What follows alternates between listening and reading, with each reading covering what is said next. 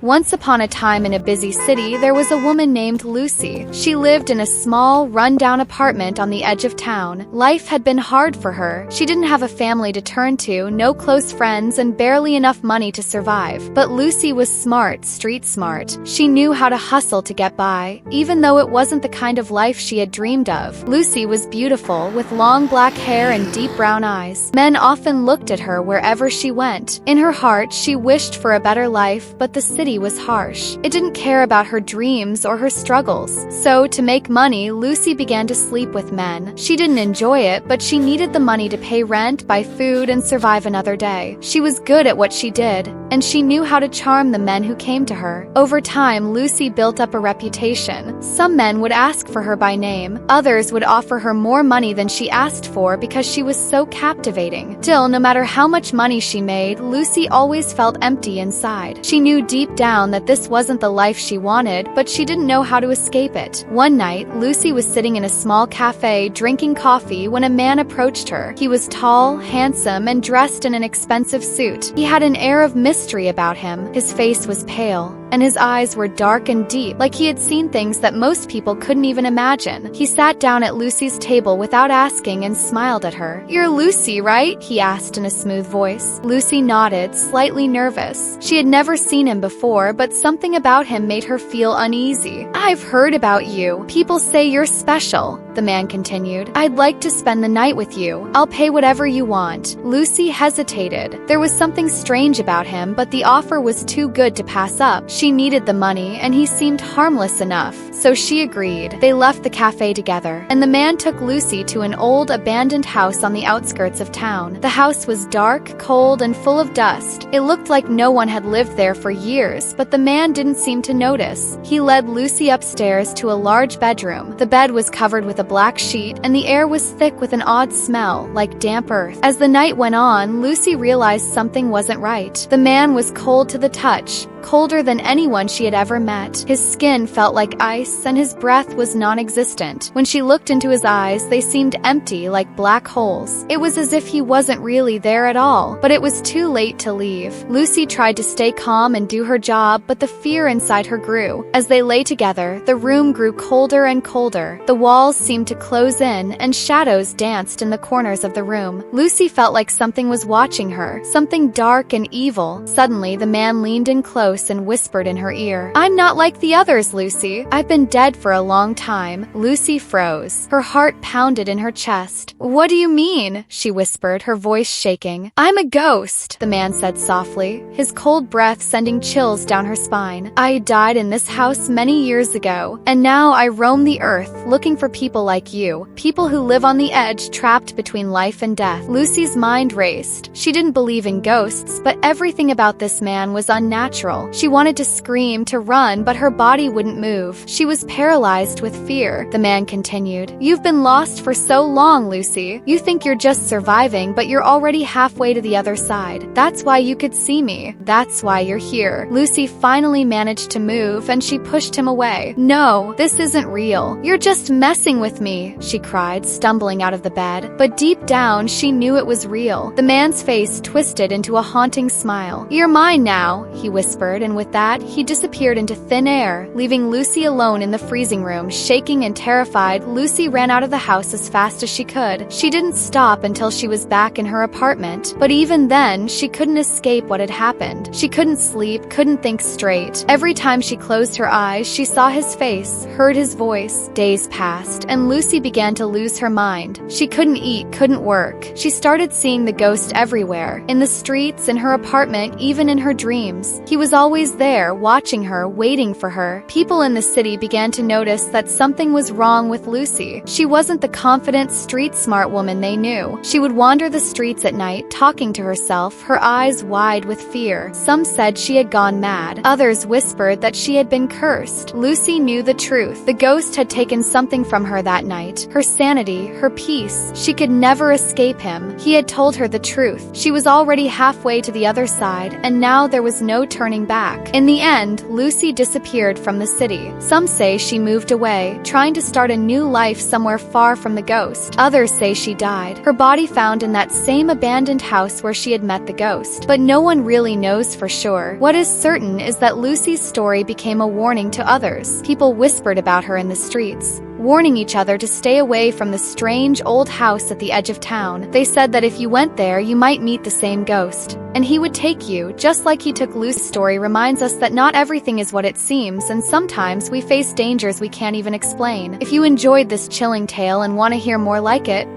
be sure to subscribe to my channel for more captivating and spooky stories that will keep you on the edge of your seat. Share this story with your friends and let me know in the comments. Do you believe in ghosts? Stay tuned for more, and remember, always be careful who you trust. Subscribe.